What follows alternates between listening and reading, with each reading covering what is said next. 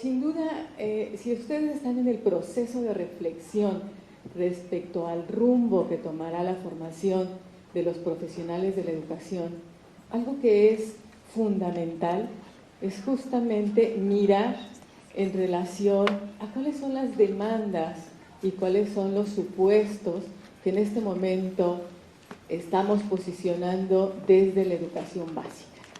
Sabemos que la profesión docente en nuestro país tiene un sentido muy claro, a diferencia de otras profesiones.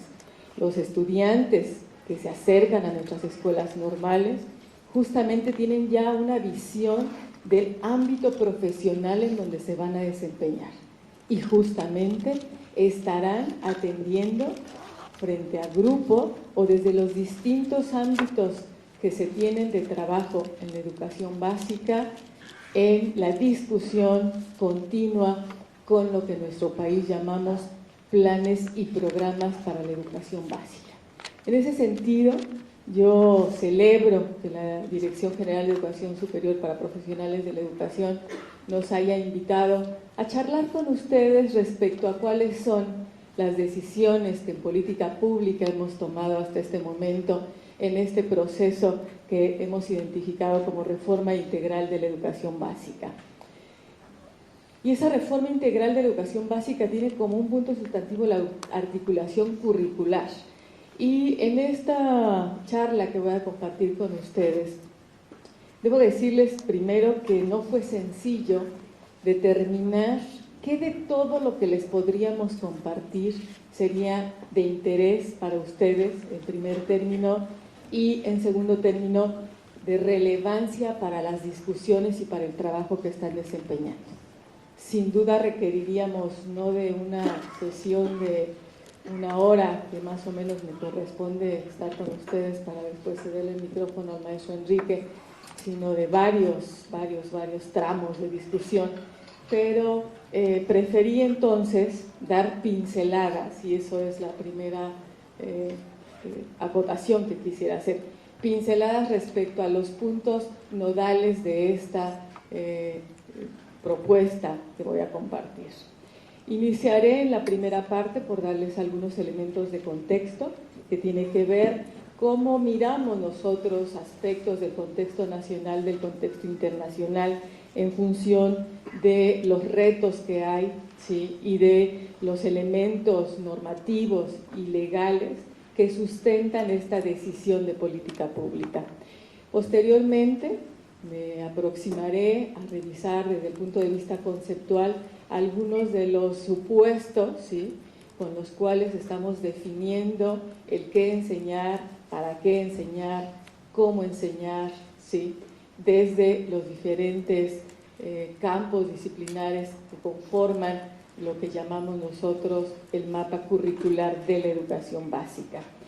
Ahí trataré de asomarme en algunos puntos respecto, y aquí viene el apellido que el doctor Ramsés me decía, es que ustedes nos dijeron puntos de continuidad y o cambio, y así lo anunciamos. Dije, a propósito no lo puse en la lámina para comentarles. Toda esta presentación va a tener como marco esta visión de no es que estemos descubriendo el agua tibia ni el hilo negro. En educación los hemos trabajado en las aulas, ya sea de una escuela de educación básica, de una escuela de educación normal, de educación superior. Sabemos que hay puntos de continuidad en nuestro hacer docente, que hay puntos de continuidad en cómo miramos el hacer docencia y cómo miramos el cómo aprende el alumno y cómo llevar a cabo nuestros procesos de enseñanza. Y en ese sentido, trataré de darles algunos ejemplos de cómo sean elementos también de seguridad para el maestro. Yo creo que si algo tenemos que ser cuidadosos con nuestros docentes es de que no entren a un espacio de incertidumbre en donde pareciera que todos los aprendizajes y toda esa gramática de la escuela que han venido construyendo en el día a día en su práctica educativa se queda abandonada en un cajón y a partir de ahora quita eso olvídate de eso porque hay una nueva reforma, etcétera. No, hay puntos de continuidad muy claros en los enfoques de las asignaturas, en la organización, en la gestión, y que más bien estamos visibilizando a la luz de esa propuesta de articulación cómo esas rupturas que identificamos a nivel de gestión, de organización o de estructura de los contenidos curriculares, estamos dándoles esa coherencia y esa articulación en lo que constituye la educación básica en México, que es preescolar, primaria y secundaria. Y permítanme decirles que si bien en la educación básica, educación inicial no está considerada al no ser obligatoria, estamos trabajando un modelo justamente de atención para educación inicial que implica la atención educativa de 0 a 3 años, porque creemos que justamente un derecho que todo ciudadano mexicano tiene es el derecho a la educación, y en este caso estamos trabajando para que la intervención educativa que se hace desde que el niño nace, desde los 45 días que están en los centros de desarrollo infantil, sea una intervención con carácter educativo y no solo asistencial. En ese sentido estamos mirando esa coherencia y estamos poniendo el acento en los puntos de continuidad, continuidad a nivel normativo, continuidad a nivel legislativo, ¿sí? Y perspectiva de cambio en donde creemos que es necesario poner acentos y hacer esos cambios. De ahí el apellido de esta participación de puntos de continuidad y o cambio desde los distintos planos que atraviesan la propuesta curricular. Finalizaré, y ahí seguramente ya lo voy a hacer rapidísimo por el tiempo, con la visión que estamos señalando nosotros. Si tomamos como puntos definitivos el perfil de egreso, el favorecer el desarrollo de competencias para la vida de nuestros alumnos, ¿cuál es la visión que tenemos hacia el aspecto de evaluación? ¿Qué estamos trabajando en el campo de la evaluación desde el punto de vista conceptual y desde el punto normativo? Ese es el recorrido que preparé para compartir con ustedes en esta presentación. Rápidamente, nada más para hace rato que yo saludaba y por qué no decirlo, abrazaba con mucho gusto a varios de ustedes y a varias, porque no me conformaba con el simple apretón de manos. Me decían, ¿cómo estás? Y yo en broma les decía, pues preocupada por más de 25 millones de almas, ¿verdad? Y efectivamente nuestro sistema educativo, y cuando yo he tenido la oportunidad de compartir esto con colegas de otros países, realmente nos felicitan y nos reconocen el reto que tenemos como país. Algunas de las delegaciones políticas de este Distrito Federal tienen la cantidad de población que atiende un país en Europa, por ejemplo, ¿no? O en Centroamérica. Y nosotros tenemos más de 25 millones en la matrícula de educación básica, más de 1 millón de docentes y más de 200,000 escuelas de educación básica divididas, como ahí se señala. Esto es un poco de referente porque a veces perdemos de vista las decisiones que estamos tomando, cómo implican a los millones que aquí vemos en esta lámina.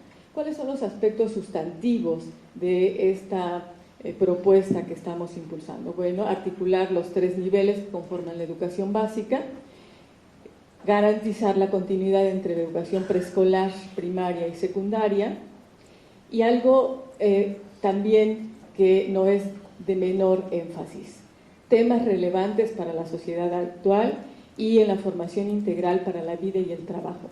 Si algo creemos que es importante que todo docente y toda madre y padre de familia identifique es que el paso por la escuela básica para las niñas y los niños implica el desarrollar en ellos, favorecer en ellos esas competencias que les permitan ubicarse y desempeñarse como ciudadanos en esta sociedad actual, no en la que vivimos, no en aquellos años de los 40 o de los 30 o de los 20 o de nuestra infancia, sino en los requerimientos de esta sociedad actual, y que esta formación debe ser integral y les debe canalizar justamente a desempeñarse en la vida y en el trabajo que posteriormente tengan a su cargo. En ese sentido, el propósito es ofrecer a niñas, niños y adolescentes de nuestro país un trayecto formativo coherente, y ahí subrayo, de profundidad creciente, de acuerdo con sus niveles de desarrollo, sus necesidades educativas y las expectativas que tiene la sociedad mexicana del futuro ciudadano. Como ustedes pueden ver, en ese propósito ya estamos identificando básicamente algunos de los elementos que ustedes como formadores de docentes tienen que considerar. O sea, como si yo quiero desarrollar esto en los estudiantes de la básica, ¿qué competencias deben tener los profesionales de la educación para identificar si esta propuesta curricular es un trayecto formativo? Para identificar si su profundidad es creciente. A ver, yo soy de secundaria, de matemáticas. A ver, lo que está posicionado en el currículo en secundaria es realmente un trayecto continuo, está acorde con las necesidades educativas, con los niveles de desarrollo del adolescente. Cuando yo estoy trabajando el campo matemático en preescolar, esto está de acuerdo a los niveles de desarrollo y a lo que trabajo en relación con las edades que tienen los estudiantes. Este propósito tiene que ir muy articulado con el saber hacer del futuro docente. ¿Cuáles son los beneficios? Si a mí me dijeran, bueno, ¿y qué ganamos con esto que están haciendo ahora en la básica? Yo diría, bueno, primero contar con programas de estudio actualizados, que no es un asunto menos, ¿no? Ustedes saben, en el caso de primaria que estamos tocando ahorita, tenemos programas que datan del 93, programas muy buenos, programas y materiales con muchos logros desde el punto de vista de la discusión de cómo se enseña y cómo se aprende. Y digo tenemos porque pues yo ya llevo muchísimos años en este trabajo y justamente tengo el agrado de haber trabajado desde el 93 en la propuesta curricular y después con ustedes en las de las normales y ahora en la de la básica, y hasta que el cuerpo aguante, ¿verdad? Y funcione aquí arriba el disco duro, cada vez es más duro y más saturado, pero entonces sí era necesario actualizar esos enfoques, esas propuestas que tenemos ahí, hacerlos pertinentes y algo que es sustantivo, y al final voy a aterrizar otra vez en ello: aprendizajes esperados por grado y asignatura. Algo que estaba invisible en las propuestas anteriores era qué esperábamos que aprendiera este alumno en este grado, en este bloque, en esta asignatura. Teníamos la definición de ciertos contenidos y luego en los libros para el maestro tratábamos, cada uno de los equipos, de hacer visibles hacia dónde llevar a los alumnos. Ahora los programas nos definen qué espero que aprenda este alumno, y pongo, por ejemplo, pues una de mis áreas de fortaleza, que es la de ciencias. Decíamos cuarto grado, noción de movimiento, ¿no? Tercer grado, noción de fotosíntesis. Pero ¿qué implicaba noción de fotosíntesis o noción de movimiento para un alumno de la educación básica en México que está en el tercer año y que tiene 9 años, 10 años? Para mí como docente, ¿qué era la noción de fotosíntesis? A lo mejor, para mí, tenía un sentido menor, y para un biólogo me decían, mira, noción de fotosíntesis tiene que manejar fase oscura y fase luminoso, si no, no tiene la noción de fotosíntesis, ¿no? Y yo decía, ¿y eso esperaré que manejen mis alumnos en el tercer grado? ¿Sí? ¿Hasta dónde llegaba ese? Ahora, al posicionar aprendizajes esperados, sí podemos diferenciar qué espero que aprenda respecto a la noción de fotosíntesis ubicado en primaria o ubicado en biología, o ciencias 1, énfasis en biología, en el primer grado de secundaria, ¿no? Y entonces eso hace visible, insisto, el hacer docente y hacia dónde lo voy enfocando.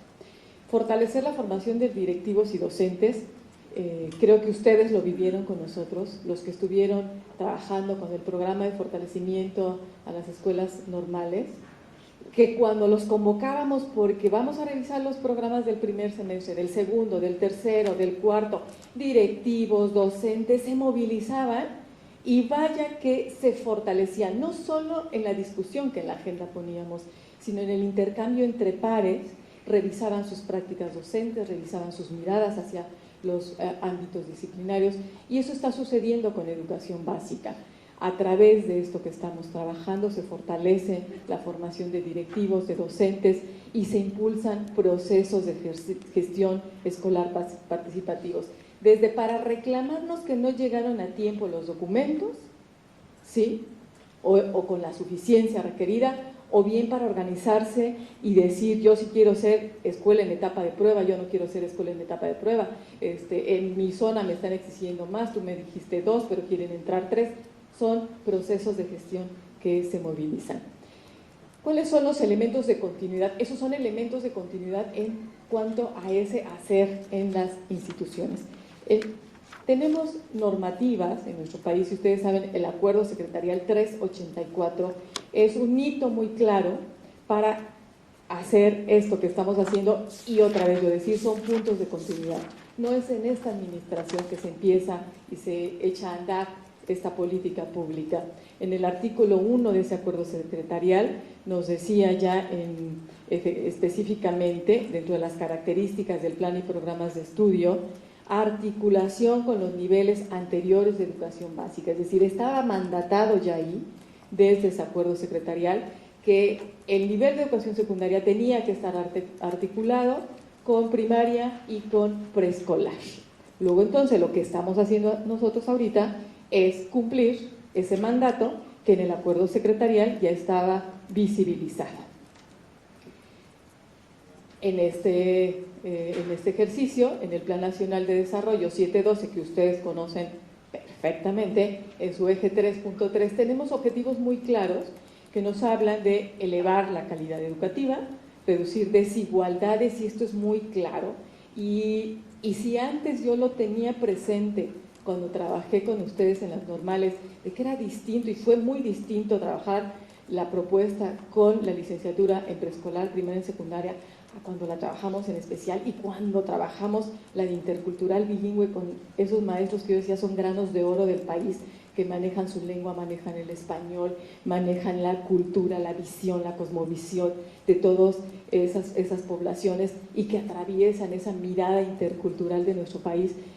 Tenemos que desarrollar realmente la atención educativa para reducir esas desigualdades presentes en nuestro país. Impulsar el desarrollo y la utilización de las nuevas tecnologías. Si yo no supiera ahorita cómo darle y aplicarle aquí el clic, estaría perdida. Desde eso hasta para ir a un cajero y tener a la mano mi salario, ¿verdad? O discuto con las tecnologías, o realmente en este siglo puedo morir. Promover la educación integral de las personas en todo el sistema educativo, esa visión de integralidad que tenemos. ¿Cuáles son los retos para una educación del siglo XXI? Les decía, no para la otra, y con mucho gusto les digo, todos somos muy jóvenes aquí, todos nos vemos guapísimas, guapísimos, claro que sí, pero ¿qué creen? Somos del siglo pasado, modelitos del siglo pasado, unos que ya necesitamos un servicio mayor, otros nada más alineación y balanceo, ¿verdad? Pero somos del siglo pasado y estamos trabajando con generaciones del siglo XXI, es decir, de los estudiantes que están haciendo, los niños que están haciendo. Nosotros estamos trabajando propuestas curriculares para esos niños, para este siglo, y ustedes para esos docentes que se van a desempeñar con esos niños, y que a veces decimos, ay, es que los niños ya no son igual, y en ocasiones traen el chip integrado. Miren, lo que yo le contesto a mi hijo, ya voy para allá, y ponemos todo, ¿verdad? Mayúscula al inicio, voy para, y ellos nos regresan un mensaje rapidísimo de que T, una Q, M, te quiero mucho, ¿no? Y nosotros, yo también. No.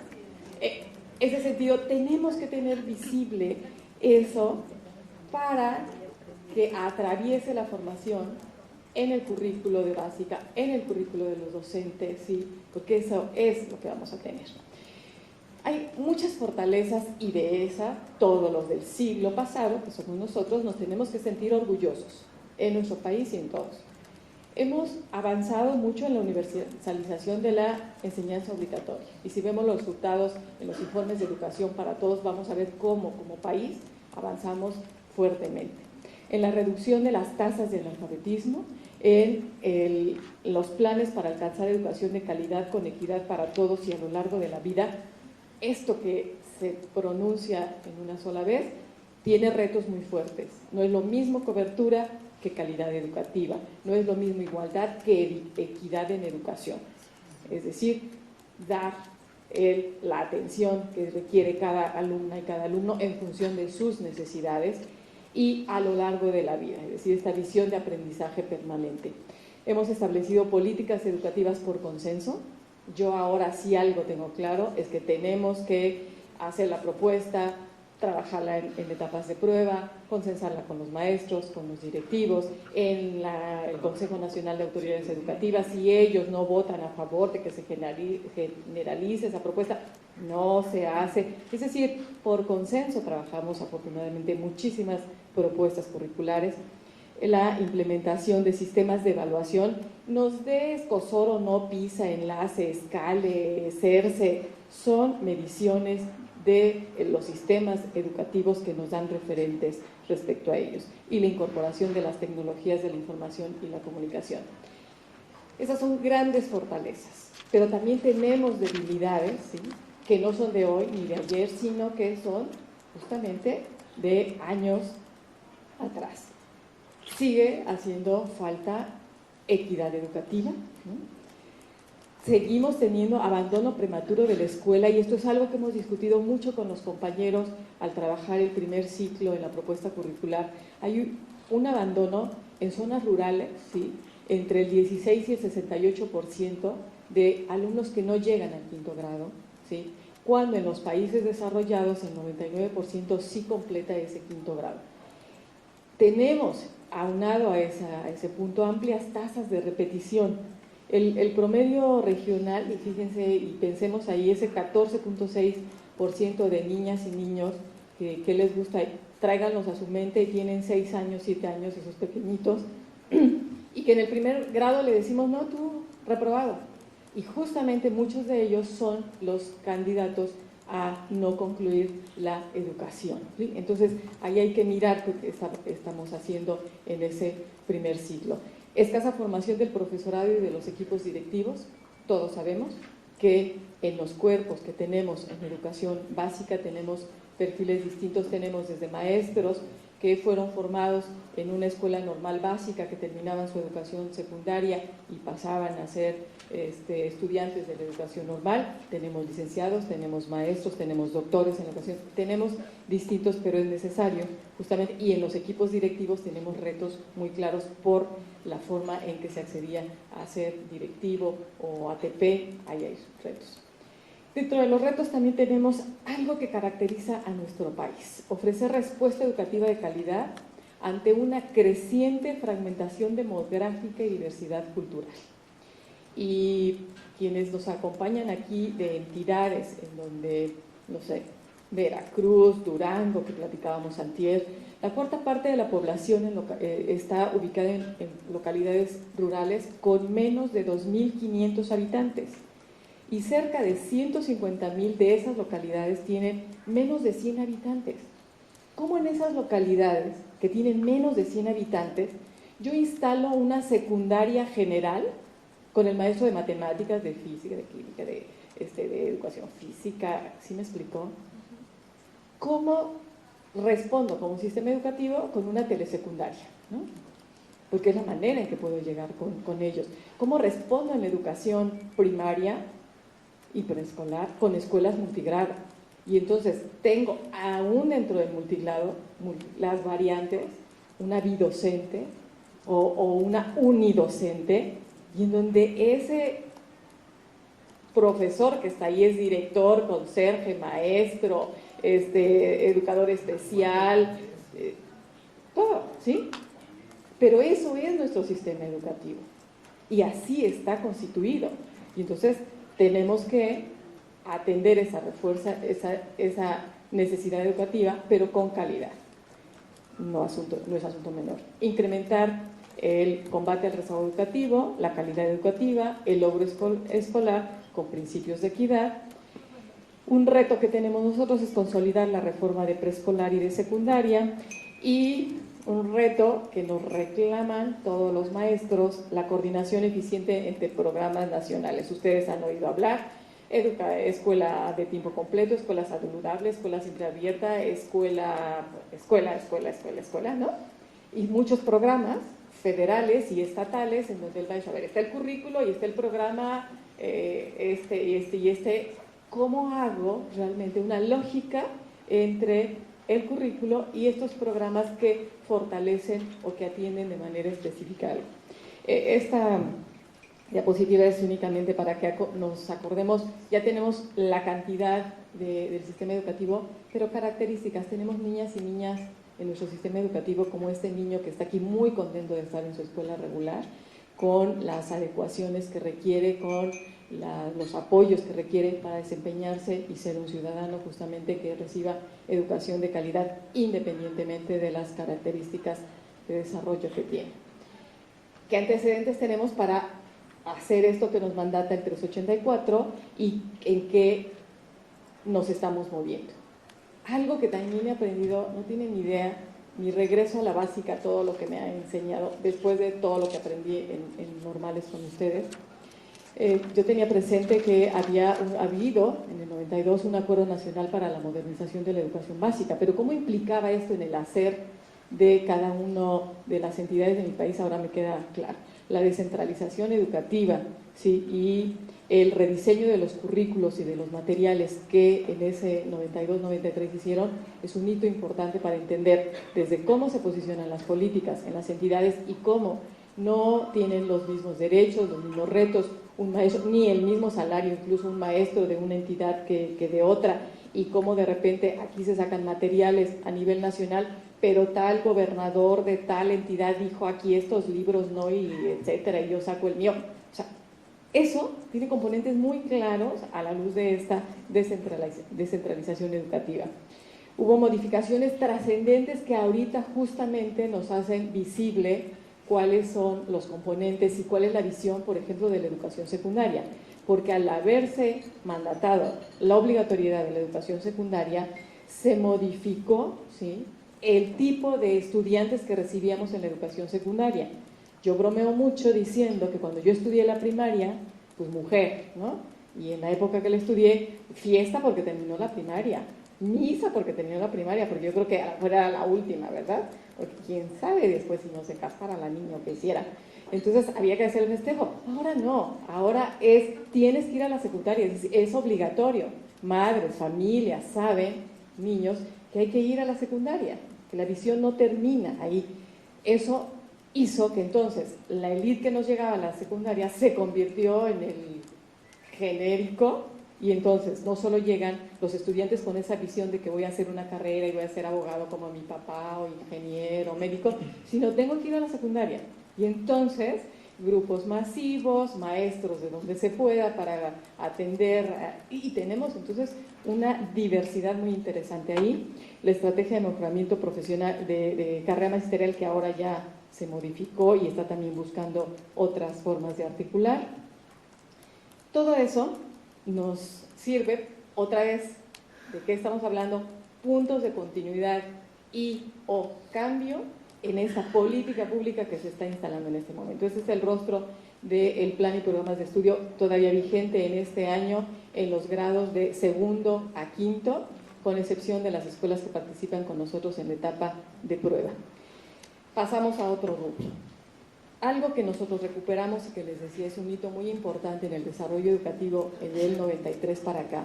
Fueron 3 preguntas sustantivas que nos hicimos que tienen que ver con cómo se genera el conocimiento, que si queremos hablar en una jerga más académica diríamos la epistemología de las ciencias, ¿no?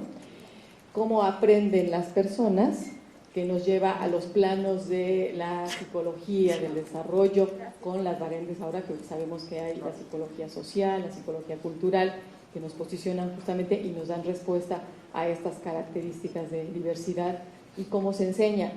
Y los que estudiamos en la normal hace mucho, que nos ponían enseñanza-aprendizaje y creíamos que era el mismo paquetito, iba junto, ahora somos muy cuidadosos y sabemos que una cosa son los procesos de aprendizaje de los estudiantes y otra cosa son los procesos de enseñanza. Y que así como vemos estilos de aprendizaje y ritmos de aprendizaje distintos en los estudiantes, como docentes tenemos estilos de docencia distintos, ¿sí? Y aquí como ponente lo vamos a ver.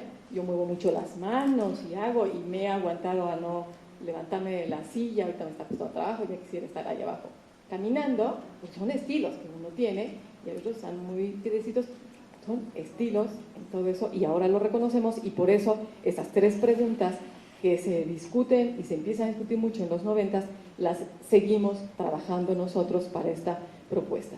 Y aquí puse solamente una caricatura, me vi leve ahora, solo una. Es que en Durango hice muchas cuestiones así como para acercarnos y de qué estamos hablando, ¿no? Tonucci, quien va a estar aquí dentro de poco tiempo con nosotros en un evento, tiene una genialidad para recuperar lo que quizás uno dice en muchos tratados y libros y todo. Está ahí una madre de familia y un niño, no es ninguna de ustedes, por supuesto, ni ninguno de sus hijos. Le dice la mamá, porque es una mamá muy interesada, ¿no? ¿Tú qué crees? ¿Que el Sol gira alrededor de la Tierra o la Tierra alrededor del Sol? El niño, muy contento, le dice que el Sol gira. La mamá se molesta, seguro la cuota que pagaba en esa escuela era muy alta. Dice, ¿pero qué te han enseñado en la escuela? Y el niño, entonces, entristece y le dice que el Sol está quieto y la Tierra gira. En ese momento, la mamá se queda desconcertada, dice, pues sí sabe, ¿verdad? Y el niño se recupera y le dice, ¿pero tú qué querías saber? ¿Lo que me han explicado en la escuela o lo que yo creo? Maestras, maestros, esta escena nos da cuenta de esas tres preguntas que nos hacemos. Hacer docencia, ser docente es una profesión que requiere toda una serie, ¿sí?, de sustento pedagógico, psicológico, disciplinario. Y no se diga en los compañeros de educación primaria que son polivalentes y polivalientes, ¿verdad?, que discuten con todos los espacios curriculares. Esto nos está mostrando, y aquí estoy muy respetuosa con ustedes, no les pregunté hoy por dónde salió el sol, ¿no? Yo seguro que si yo les hubiera dicho, oigan, estoy como perdida, ¿por dónde salió el sol? Muchos de ustedes me habían dicho, por allá, maestra, ¿no? O sea, igualito que el niño. Y decimos, ya se metió el sol, no ha salido el sol, ahí está de malas, ¿verdad? Ay, no quiere salir el sol. Igualito que acá. Pero sí sabemos que el sol está quietecito y que la Tierra gira, y hemos hecho estos modelos con los alumnos de tú eres la luna y tú eres la Tierra y tú eres el sol y tú quedas de paradito y tú das vueltas así, tú le das vueltas abajo, ¿no? Y seguimos con ese pensamiento, es sencillo. ¿A qué quiero y hago este puente con esto? Que entonces, ¿qué cambios en estos procesos de cómo se enseña, cómo se aprende? Y lo que a nosotros nos toca definir, no asunto menor, qué es lo que debe aprender el estudiante mexicano desde que se incorpora al sistema de educación básica. Hay cambios de enfoque en las disciplinas, cambios en las prácticas educativas, cambios de significado. Ahora reconocemos qué quiere decir educación básica, qué quiere decir educación especial, qué quiere decir educación intercultural, bilingüe, ¿sí?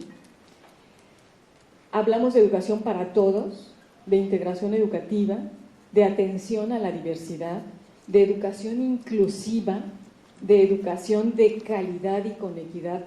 Todos esos conceptos, cuando yo fui a la normal, no aparecían, ¿eh? Eran grupos A, grupos B, grupos C, y les aplicas el Bender, les aplicas el Goodenough, y haces tu clasificación de grupos, y entonces los A van a ser así, los B, ¿no? Esa homogeneidad que nunca existía en el grupo en la realidad y que ahora reconocemos que hay una diversidad presente en los espacios educativos, sea un preescolar, sea una primaria, que hay niños, ¿sí? Y el sistema educativo se caracteriza por la diversidad social, lingüística, cultural, étnica, en ritmos y en estilos de aprendizaje, y todo eso está presente en la escuela pública y en la escuela particular, en todas. Y yo como docente, entonces tengo que tener esa mirada de atención a la diversidad, no como problema, ay, qué problema, me tocó un niño ciego, ay, lo incluyeron, lo aceptó el director aquí, ay, qué problema, este niño con silla de ruedas, ay, mira, este que apenas habla porque pues es de una comunidad indígena y su lengua materna no es el español, ay, también quiero a mi grupo, ¿no? No, esa es una característica del sistema educativo. Todos nuestros alumnos tienen derecho a ese espacio educativo y yo como docente requiero las competencias docentes para atender a esa diversidad que atraviesa mi espacio, ¿sí me explico? Y que ha estado ahí y que ahora le estoy haciendo visible, le estoy atendiendo, estoy reflexionando sobre ella y por supuesto que necesito brindar educación de calidad y con equidad. La propuesta curricular que nosotros desarrollamos atiende a estos elementos, pero además se incorpora a nivel internacional a lo que la Comisión sobre Educación para el Siglo XXI señala y que ustedes pueden leer con todo detenimiento en el informe de Delors, por Jacques Delors, que confirma, y donde las premisas fundamentales son esas 5. Aprender a conocer, aprender a ser, que es clave, ser persona, y a vivir juntos, algo que en esta sociedad es sustantivo. No solamente el conocer y el hacer, sino el ser y el vivir juntos. Un elemento clave en esta propuesta curricular es la noción de competencia. Aquí les puse solamente una lámina, nada más para que hemos identificado, hemos leído obviamente distintos autores, es una noción, es un concepto que está en discusión, que se sigue trabajando. Nosotros nos hemos identificado justamente a la luz de ella con cuatro aspectos claves para comprender la noción de competencia. Uno es que no son en sí mismas conocimientos, habilidades, actitudes o valores, sino que movilizan e integran justamente todos esos conocimientos, habilidades, actitudes que nosotros desempeñamos. Solo resultan pertinentes en situaciones y cada situación que vivimos nos moviliza y pone en juego esas competencias distintas. El ejercicio de esas competencias entonces pasa por operaciones mentales muy complejas, ¿sí? Por esquemas de pensamiento que permiten tomar decisiones en cada una de esas situaciones y algo que ponemos el acento con nuestros compañeros maestros es que son producto de procesos de formación y son a lo largo de la vida. No es el día de hoy voy a trabajar la competencia tal y terminé y mañana estoy en tal asignatura, si desarrollo la competencia comunicativa solo en español, no, sino nos implican a todos. Esto lo pueden ver con más claridad en la propuesta curricular. Y entonces nosotros lo que señalamos en nuestro plan de estudios es que una competencia implica un saber hacer con saber, así como la valoración de las consecuencias de ese hacer, ¿no? Y movilizan, integran los conocimientos, deben estar ubicadas en situaciones y cada situación es única y exigen operaciones mentales complejas. El programa, y estábamos en el componente curricular, nosotros señalamos ahí 5 competencias para la vida, que son el aprendizaje permanente, el manejo de información, el manejo de situaciones, la convivencia y la vida en sociedad. Esas 5 competencias son las que se posiciona que todo estudiante mexicano que se ubica en el currículo, estaremos trabajando desde preescolar hasta secundaria para favorecer su desarrollo. ¿Qué entendemos por currículo? Para nosotros el currículo es el conjunto de condiciones y factores que hacen factible que los egresados, en este caso de la educación básica, alcancen los estándares de desempeño, las competencias, conocimientos, habilidades, actitudes, y trabajamos ahí o involucramos enfoques, contenidos, a estudiantes, prácticas docentes, medios, materiales, gestiones escolares. Es decir, el currículo no solo es ese plan de estudios que me entregan ahí, sino todos estos componentes que le dan luz en el espacio educativo. Los principios pedagógicos que tenemos para la articulación curricular es justamente considerar el conjunto de contenidos, las concepciones que atraviesan, que sustentan cada una de las asignaturas, la congruencia con los procesos de desarrollo y aprendizaje de los estudiantes, la pertinencia con las necesidades educativas, su relevancia en cuanto a las demandas y necesidades sociales, su articulación en los niveles en este caso de primaria precedente y subsecuente, y la extensión y profundidad en correspondencia con las didácticas específicas de las disciplinas. Tenemos, que es otro punto muy claro, y que si ustedes, quienes están más hacia secundaria, han conocido y han leído seguramente el perfil de egreso de la educación básica. En el caso de primaria, hicimos ahora una revisión de esos rasgos del perfil de egreso de la educación secundaria y se los dejo de tarea a los que están, a todos. ¿Cuáles son los rasgos del perfil del educando en nuestro país? ¿Qué esperamos? ¿Cómo definimos y delineamos el tipo de ciudadano que queremos que egrese de la educación básica en nuestro país y que está puesto en esos rasgos del perfil? Así como las normales tienen los rasgos del perfil de egreso del estudiante, en la básica tenemos los rasgos del perfil de la educación básica. Esos que están en secundaria los analizamos, los discutimos en muchas mesas y con muchos especialistas e hicimos algunas precisiones que aparecen ahora en el plan de estudios de educación primaria. Les invito a que los revisen. Quien no sabía que existen los rasgos del perfil, que los reconozca, que los lea, que los analice. Y este es el rostro. ¿Cómo voy de tiempo? Bueno, ya casi. Este es el rostro de nuestras propuestas. Como ustedes saben, en el 2004 se inicia todo eso, por eso digo puntos de continuidad, ¿sí? Se reforma la educación preescolar y surge este programa de educación preescolar. Posteriormente se reforma el de secundaria y entonces surge el programa, los planes y programas de secundaria. Y en el medio está el rostro de lo que estamos trabajando ahorita en educación primaria y que estamos articulando, como yo les decía al principio, en esos 3 niveles que componen la educación básica. Decimos que estamos en procesos de consolidación en preescolar y en secundaria, estamos trabajando mucho, ahorita están la mitad de entidades representadas por educadoras en otro hotel, trabajando justamente en el análisis de lo que está sucediendo en la reforma de preescolar, cómo vamos, qué retos tenemos, y eso le llamamos consolidación. Estamos en el proceso de consolidación en educación secundaria, seguimos trayendo maestros, hacemos lo que se llaman diálogos. Fíjense, esto es algo muy importante, lástima que no nos da tiempo de tantas cosas. Diálogos entre preescolar y primaria. Hemos sentado en un mismo espacio a docentes de un nivel y de otro para que compartan qué diferencia hay entre hacer docencia en un nivel y otro, qué se espera con el preescolar y con la primaria, en fin, discusiones interesantes e igual primaria-secundaria. Hemos sentado a maestros de primaria, a maestros de secundaria y dialogan respecto a lo que son sus niveles, qué es lo que los hace muy similares, en dónde está la diferencia. Estamos en etapa de prueba todavía en el caso de primaria. En este momento se han generalizado los 2 extremos y se está probando los grados del centro. Este es el rostro del plan de estudios, que es un referente, decimos nosotros, de trabajo para los maestros, para las escuelas y las autoridades.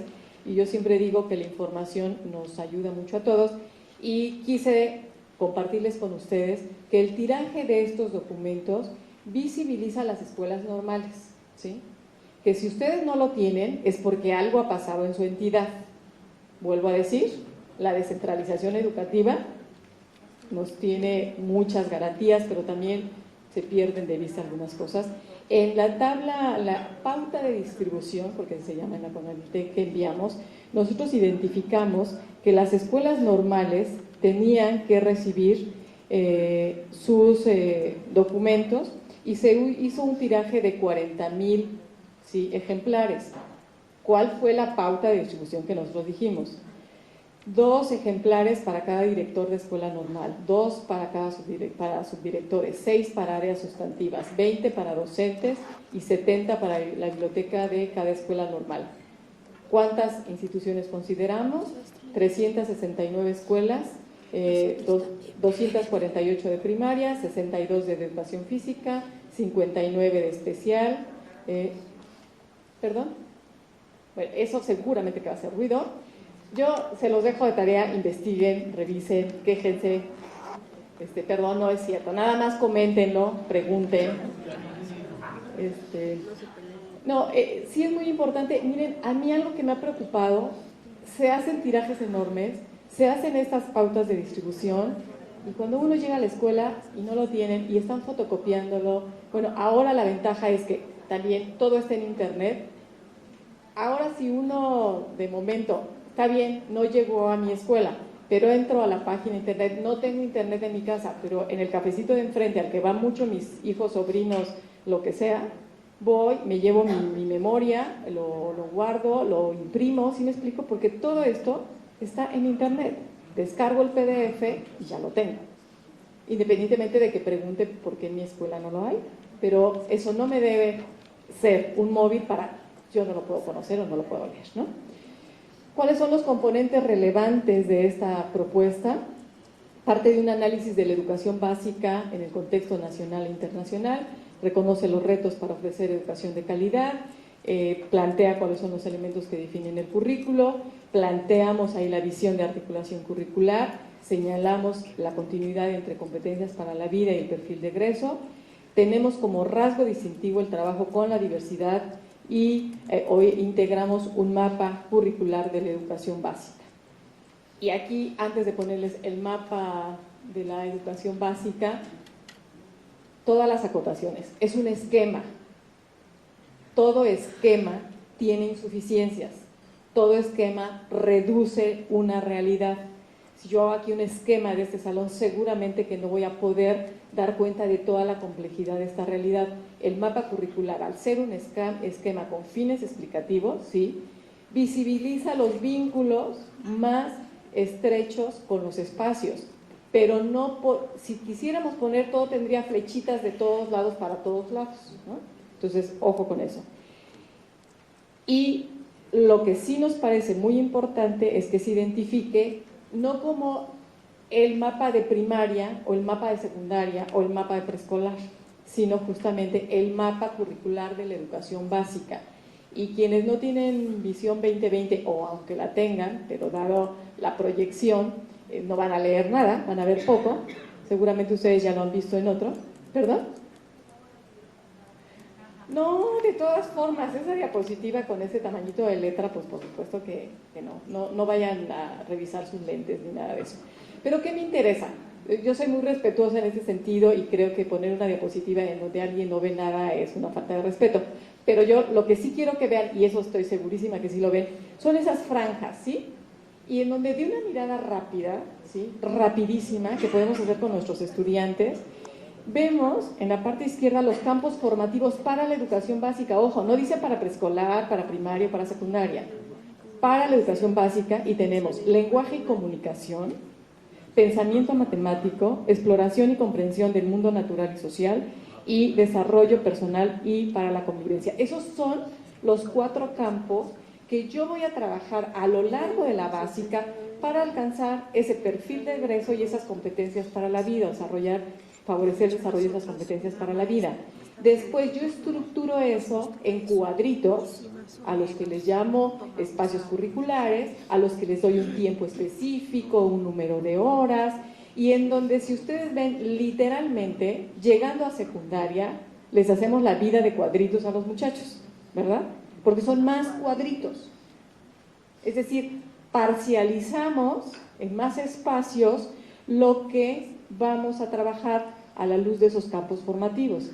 Y entonces, pongo también un ejemplo de mi disciplina. En ciencias, no quiere decir que biología lo empiezo a estudiar en el primero de secundaria, o que química yo me presento con ella o me la presentan cuando llego a tercero de secundaria. No, yo vengo desde preescolar manejando nociones de la biología, de la química, de la física, pero como disciplina y como cuerpo la identifico con ese nombre y la designo así hasta secundaria. Pero antes, todos los elementos que me van favoreciendo en el alumno la exploración y comprensión del mundo natural y social tiene elementos de esa disciplina, ¿sí me explico? Eso es para que ustedes lo analicen con mucho detenimiento. Yo pongo el acento solamente en otra cosa. Para nosotros el lenguaje y la comunicación es sustantivo y hay un espacio sobre el cual pongo el acento, es asignatura estatal lengua adicional. Y ojo, no fue descuido ni casual que no diga lengua extranjera o que no diga segunda lengua.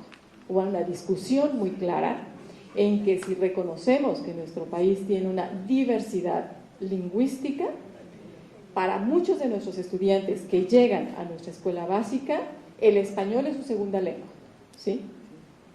Que para muchos que lo que manejan es lengua de señas mexicana, ¿sí? El español es otra lengua.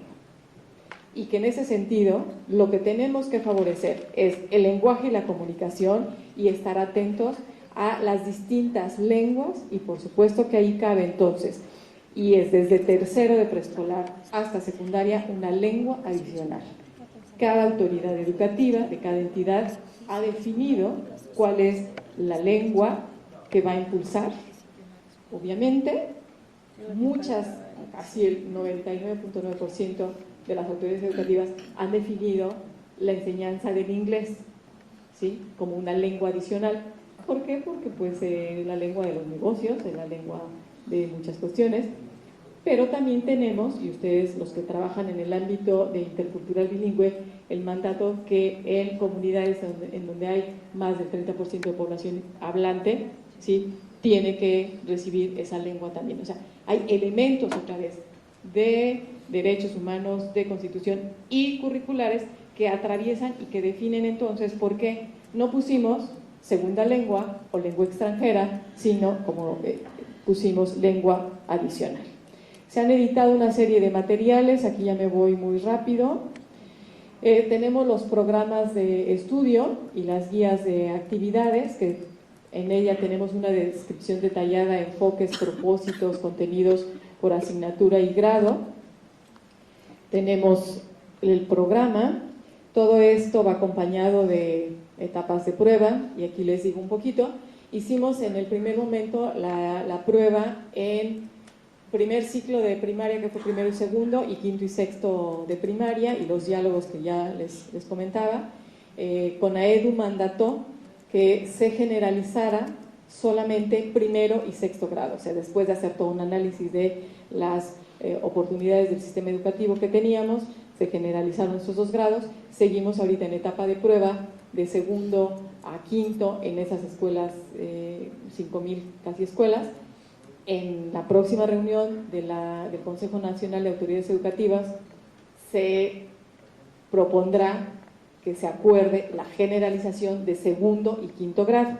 Si las autoridades educativas de las entidades lo mandatan, entonces siguiente ciclo escolar estaremos generalizando segundo y quinto grados y seguiremos en el proceso de consolidación de preescolar y de secundaria, y en las escuelas, 5,000 escuelas en etapa de prueba, estarán en su segunda fase de tercero, cuarto. Todo esto es una arquitectura muy interesante. Ustedes que tienen estudiantes ahorita en el último año de formación, en séptimo y octavo, pues ya se imaginan todo lo que les sucede. Si están en una escuela que está en etapa de prueba, pero si además está en la muestra reducida que hacemos seguimiento cercano, hay varias situaciones interesantes. Finalmente, ¿sí?, y les decía, si estoy pudiendo llegar, para nosotros es muy importante en esta propuesta curricular el recuperar, y en estas miradas de continuidad y o cambio, sí visibilizar a la evaluación como un instrumento de análisis de la calidad y la relevancia y pertinencia de las políticas públicas en materia educativa. Pero también creemos que la evaluación debe ser una estrategia que coadyuve a disminuir desigualdades entre los alumnos, en el logro, en los propósitos, y que en ese sentido hemos plasmado la importancia de revisar la propuesta, y ustedes ya saben, el famoso acuerdo 200 de evaluación, para generar una propuesta acorde o en correspondencia con la visión del currículo, que tenga elementos más cualitativos, que realmente se articule a los aprendizajes esperados que yo les decía que están posicionados ahora.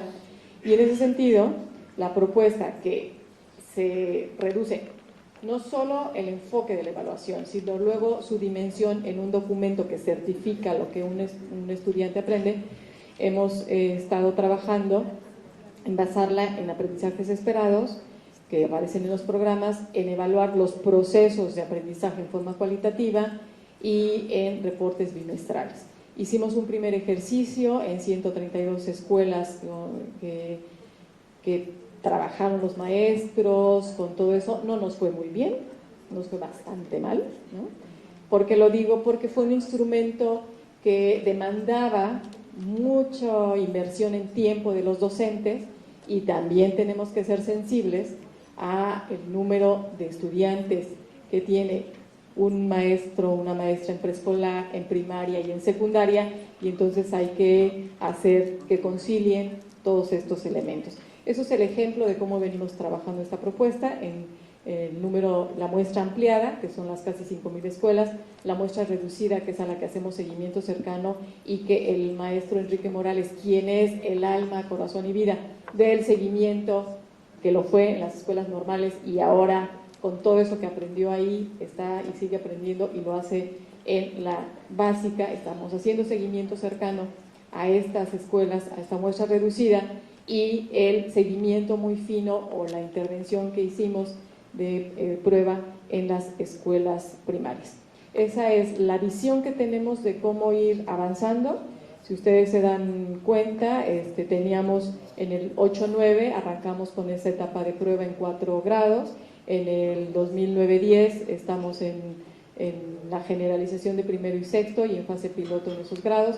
Para el 10-11, si las autoridades educativas así lo aprueban, estaremos generalizando segundo y quinto y en segunda etapa de prueba, y para el 11-12 estaremos entregando a esta sociedad el currículo articulado, estaremos entregando a nivel normativo un nuevo acuerdo para la educación básica, es decir, los acuerdos que existen ahorita para preescolar, para primaria, para secundaria separados, habrá un solo acuerdo para la educación básica, acuerdo único de la educación básica, en el que aparecerá ese plan, ese mapa curricular para la educación básica, esa visión de continuo, en el caso de los 3 niveles, esto ya me salto, es como venimos haciendo este trabajo.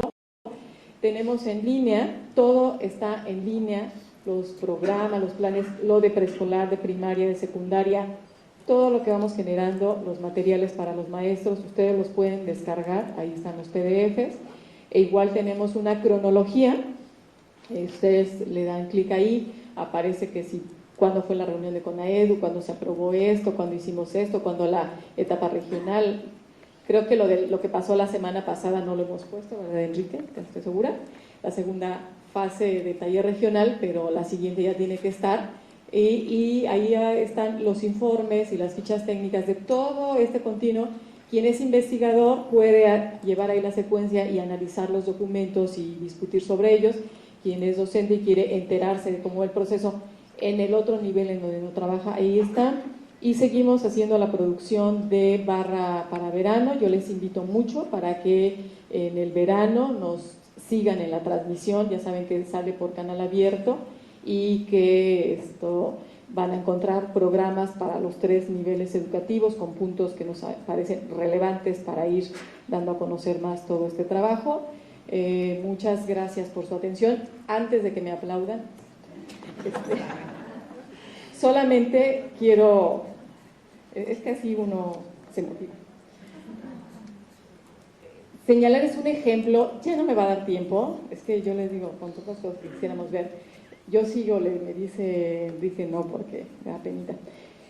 Hicimos un documento justamente que también se denomina puntos de continuidad y cambio.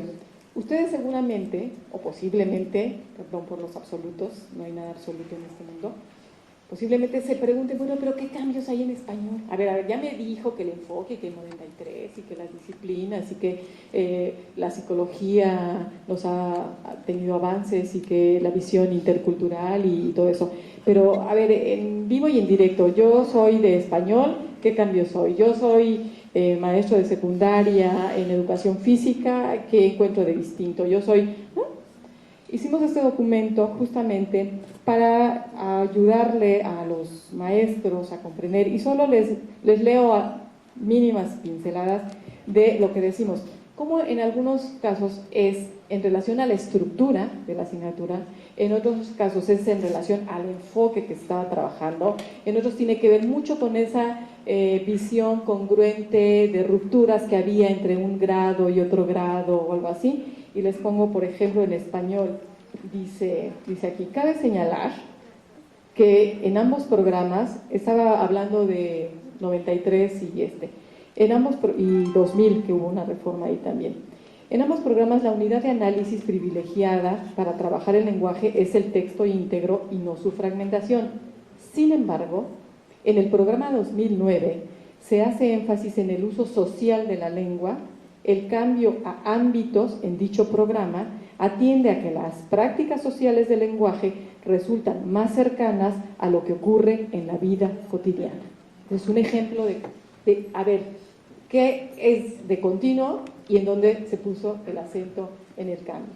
Matemáticas, por ejemplo, nos dice en una de sus disertaciones, para lograrlo es necesario enseñar matemáticas de manera graduada y articulada, de tal manera que los alumnos vayan encontrando sentido a lo aprendido. Sigue diciendo más cosas.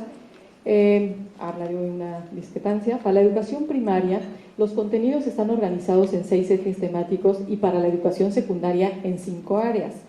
Esta discrepancia no se justifica y sí constituye un obstáculo para el logro de la articulación entre los niveles de la educación básica, siendo una de las razones de haber adoptado una sola forma de organizar los contenidos en 3 ejes temáticos que son sentido numérico y pensamiento algebraico, forma, espacio y medida, manejo de la información.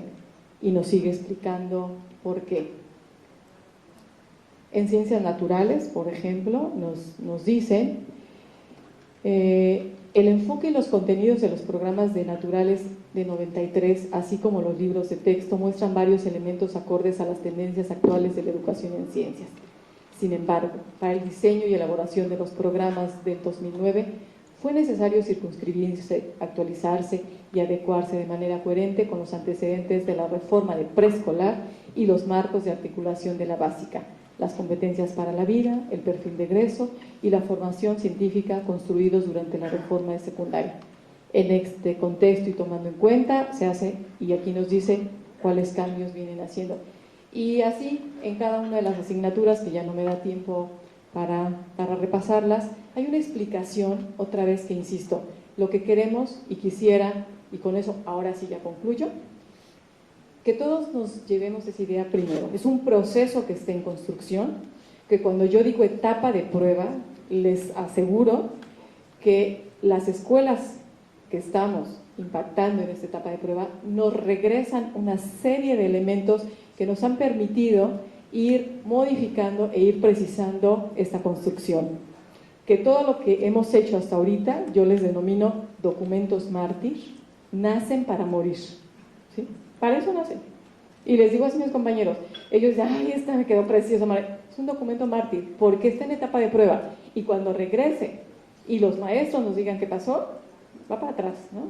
Y ahorita les puedo decir que acabamos de dar la salida ya y están en la página web los que están preparados para generalización de segundo y quinto, y ya están generalizados primero y sexto, pero tenemos todavía lo que falta de etapa de prueba para revisar, ajustar, hacer las precisiones, y va a trastocar preescolar y secundaria, ¿sí?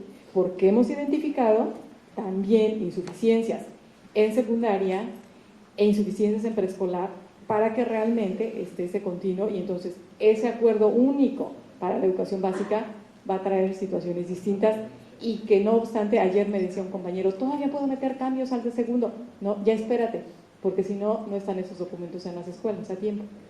Pero no los guardes, porque acuérdate que ese no es el bueno todavía. Es un proceso de construcción, es un proceso que estamos trabajando, y es un proceso que da continuidad a aquellos elementos que el sistema educativo mexicano reconoce ya como fortalezas, y señala y hace los ajustes y los cambios que se requieren en función de esas necesidades y de todos esos elementos que yo les dije. De ahí que yo comenté que el día de hoy les iba a compartir los puntos de continuidad y o cambio que estamos trabajando en esta política pública identificada como reforma integral de la educación básica.